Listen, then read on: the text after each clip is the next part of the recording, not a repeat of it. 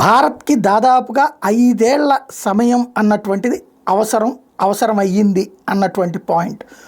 దేనికి అంటే దేశం ఎదుగుదలలో కీలకమైనటువంటి కాన్సెప్ట్ ఏదైతే పర్ఫెక్ట్‌గా తీసుకొచ్చినటువంటి అంశం అడ్వాంటేజ్ గత 5 సంవత్సరాల్లో పెద్ద ఎత్తున ఆయుధాలు సమీకరణ జరిగింది.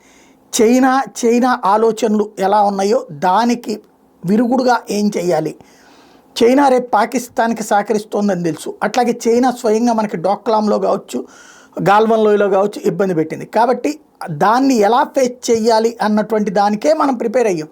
దాని ముందు చూస్తే పాకిస్తాన్ పిపీలకం అనమాట, అంటే ఆఫ్టర్ ఆల్ అనమాట.